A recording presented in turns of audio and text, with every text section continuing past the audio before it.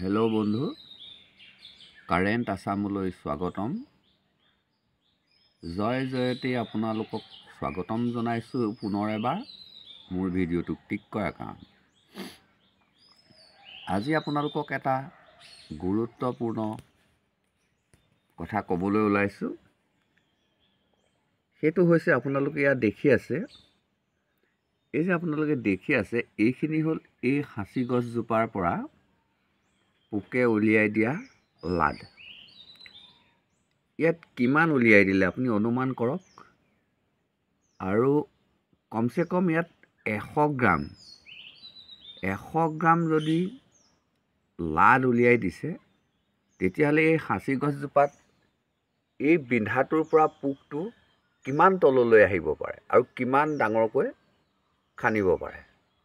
আপোনালোকে এটা কথা মন কৰি চাওক, পোকটো কিন্তু আজি একেবাৰে সন্মুখ ভাগত আছে।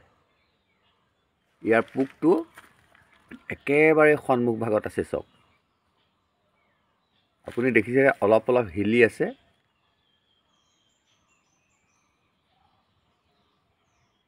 ইয়াতেই কি হৈছে, এই কিছুমান মাখি পৰি আছে, দেখিছেনে? এই প্ৰক্ৰিয়াটো, মাল ধৰা প্ৰক্ৰিয়াটো কিমান আচৰিত। ইফালে আপোনাৰ পোকটোৱে লাহে লাহে মলবিলাক উলিয়াই আছে, আপুনি ধৰিব পাৰিছেনে? আজি কিন্তু একেবাৰে সি সন্মুখৰ ভাগত আহি ঠেলি আছেহি। আৰু পখিলাবিলাকে কি কৰিছে, সেই ৰসটো খাই আছে। পখিলা নহয়, এইবিলাক মাখি। আৰু খাই ইহঁতি ইয়াতে যে কণী পাৰি থৈ যোৱা নাই, সেইটো আপুনিও দৃঢ়তাৰে ক'ব নোৱাৰে। ইহঁতি হয়তো কণীও পাৰি থৈ যাব। মুঠৰ ওপৰত এইখিনি বৰ্জিত ৱেষ্ট। আৰু সেইখিনিয়ে হ'ল এই সাঁচি গছজোপা পচাই দিয়াৰ মূল বস্তু। ভিতৰি সাঁচি গছডাল পচাই দিয়াৰ মূল বস্তু। এতিয়া আহোঁ আচল কথালৈ, যে ইমানখিনি যেতিয়া লাড পেলাই দিলে, 100 গ্ৰাম ধৰি ল'লোঁ, 100 গ্ৰাম লাড পেলাই দিলে। আৰু যদি ইয়াত এটা ফুটাতে 100 গ্ৰাম ওলাইছে, যদি কেনেবাকৈ 10টামান ফুটা হ'বলৈ হয়, 1 কেজি লাড ওলাই যাব। আৰু এটা ফুটাই যদি আপোনাৰ 2 ফুট, মিনিমাম ইয়াৰ 2 ফুট বা 3 ফুট হ'ব। 2 ফুট বা 3 ফুট ভিতৰত ইয়াৰ মজ্জা খোৱা, আচলতে বস্তুটো, পোকটো হ'ল মজ্জা খোৱা পোক। সাঁচি গছৰ মজ্জা খোৱা পোক। যেনেকৈ মানুহৰ হাড়ত মজ্জা থাকে, সেই মজ্জাখিনি খাই পেলালেই মানুহটোক আৰু মৰিবৰ কাৰণে বেলেগ চিন্তা কৰিব নালাগে। সেই মজ্জাখিনি খাই দিলেই মানুহটো মৰি যাব। ঠিক তেনেকৈ এই সাঁচি গছৰো এই পোকবিলাকে মজ্জাটো খাই দিয়ে। আকৌ ঘূৰি আহিছোঁ আচল কথালৈ, যে কিমান গভীৰতালৈ, কিমান আহল বহলকৈ খান্দি গ'লে 100 গ্ৰাম এনেকুৱা লাড পোৱা যাব। গতিকে যিমান দলৈকে সি সোমাই যায়, যিমান আহল বহলকৈ ভিতৰটো খান্দি যায়, সিমানেই আপোনাৰ গছডাল দামী হৈ যাব। মানে আপুনি গছডালত কিমান টকা পাব আপুনি অনুমান কৰিব লাগিব। কিমান লাড পেলাইছিলে। কিছুমান মই মিঠা সাঁচি কথা কৈ আছোঁ বা ভাল সাঁচি কথা কৈ আছোঁ, যে কিমান লাড পেলাইছিলে, তাৰ ওপৰত আপুনি নিৰ্ভৰ কৰি আপুনি গছজোপা বিকিব পাৰিব। যদি আপোনাৰ 100 গ্ৰাম লাড পেলাইছে আৰু এনেকুৱা 10টা ফুটি আছে, 100 গ্ৰাম লাড পেলাবলৈ হ'লে আপোনাৰ 100 গ্ৰাম মালো ওলাব। আৰু 100 গ্ৰাম মালৰ দাম কিমান হ'ব জানেনে? 100 গ্ৰাম মালৰ দাম লাখ টকা। 100 গ্ৰাম মালতেই হ'ব লাখ টকা। গতিকে 10টা যদি ফুটি থাকে, 10 লাখ টকা।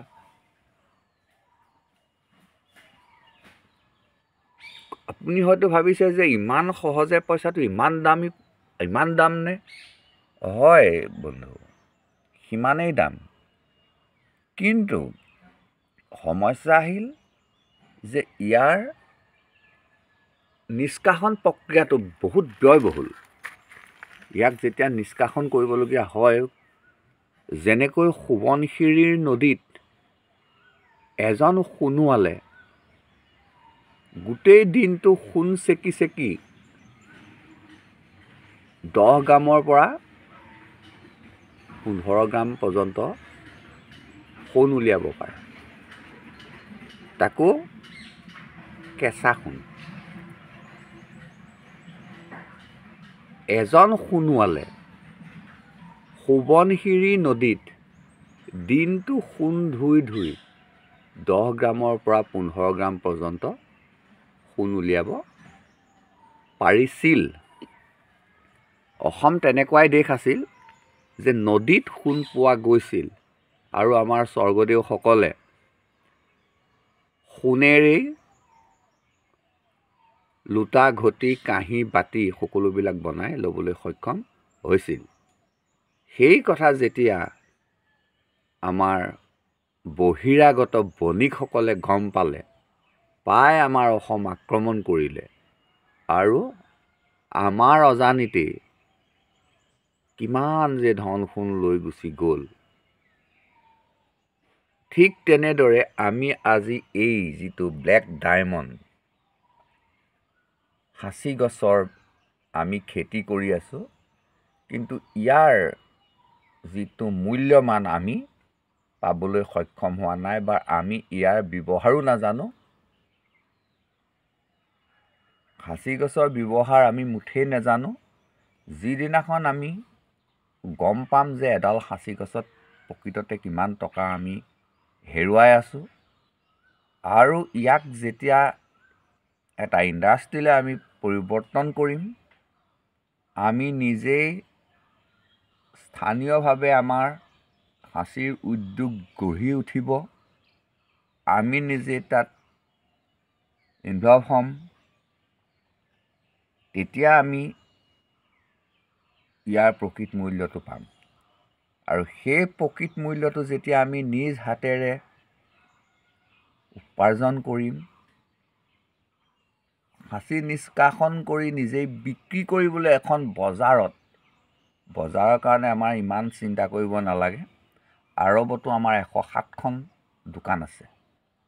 অসমীয়া মানুহৰ 107খন দোকান আছে আৰৱত, মানে ডুবাইত। ডুবাইৰ নিচিনা চহৰত অসমৰ মানুহে গৈ সাঁচি গছৰ তেলৰ দোকান খুলি ৰাখিছে। কোটি কোটি টকাৰ আঁতৰ তেওঁলোকে সংগ্ৰহ কৰি ৰাখিছে। কিন্তু এটাইতো ব্যৱসায় নহয়। এই সাঁচি গছৰ পৰা অকল আঁতৰেই যে হয় এনে কথা নহয়। বাৰু বন্ধু, আমি আকৌ বাইপাছত গুচি নাযাওঁ। এতিয়া কথা হ'ল, আপুনি এতিয়া বুজিব পাৰিছে যে এডাল সাঁচি গছত এটা ফুটিৰ পৰা যদি 100 গ্ৰাম লাট পৰে, তেতিয়াহ'লে তাত 100 গ্ৰাম মাল ওলাব।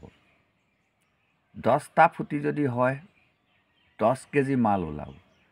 কিন্তু সমস্যাটো আহিল, ইয়াৰ নিষ্কাশন পদ্ধতিত ইমানেই খৰচ হয় যে 100 গ্ৰাম মাল মানে আগৰ সংগ্ৰহ কৰিবলৈ 5টা মানুহে এদিনত নোৱাৰে। কাৰণ ইয়াক প্ৰথমে বাংডাং বনাব লাগিব, মানে বগাখিনি আঁতৰাই মহুৰা সদৃশ কৰিব। তাৰ পাছত আপোনাৰ ডাঙৰ বটালি মাৰিব, তাৰ পাছত আপোনাৰ সৰু বটালি মাৰিব, তাৰ পিছত আপোনাৰ একেবাৰে মিহি বটালি মাৰিব, তাৰ পাছত সিহঁতক ক্লাছিফিকেশ্যন কৰিব। ক্লাছিফিকেশ্যন কৰি বিভিন্ন প্ৰক্ৰিয়াৰ মাজেৰে 7 দিনৰ পৰা 15 দিনলৈকে তিয়াই ৰাখিব। তাৰপিছতেই আপোনাৰ হেল্ল' বন্ধু, এজন মানুহ আহি দেখিছেনে, মানে বিৰাট ফূৰ্তি থকা মানুহ, সেইজন কিন্তু সাঁচি গছৰ ৰজা। যিজন মানুহে এতিয়া উকিয়াই হুলস্থুল কৰি থৈ গ'ল সেই মানুহজন কিন্তু সাঁচি গছত কোটিপতি মানুহ। মই তেখেতৰ সাঁচি বাগানখন আপোনালোকক অতি সোনকালে দেখুৱাই আছোঁ, তাৰ কাৰণে আপোনালোকে বেয়া নাপাব। সেই মানুহজন ইমানেই ৰসাল মানুহ, কুবেৰ, সাঁচিত গছত কুবেৰ। এতিয়া তেওঁক 3 কোটি লাগে, গোটেই বাগানখনত তেওঁক 3 কোটি লাগে। মন কৰক, এবাৰ 10 লাখত বিকিলে, এতিয়া কিন্তু তেওঁ 10 লাখত বিকোতে মানে ময়ো বহুত কিবা কিবি ক'লোঁ যে ইমানখিনি গছ ইমান কম দামত দি দিলে, তেওঁ মানুহজনে চক ল'লে আৰু এতিয়া গছ নিবিকা হ'ল। আৰু গছ নিবিকা হ'ল, মই তেখেতকো ধন্যবাদ জনাইছোঁ, কাৰণ মই ভিডিঅ'টো কৰি থাকোঁতে তেখেতে অকণমান মনোৰঞ্জন দি গ'ল। যে কি নহওক বন্ধু, বহুত কথা ক'বলৈ বাকী থাকিল, আপোনালোকেও ইমান শুনি থাকিবলৈ নিশ্চয় আমনি লাগিছে। ইয়াৰ নিষ্কাশন পদ্ধতিত কিমান খৰচ হয় সেইটো মই কালিলৈ আপোনালোকক অৱগত কৰি আছোঁ। আজি মেইন কথাটো মোৰ ইতিমধ্যে কোৱা হৈ গ'ল, গতিকে আজিৰ ভিডিঅ'টো ইমানতে সমাপ্ত কৰিছোঁ।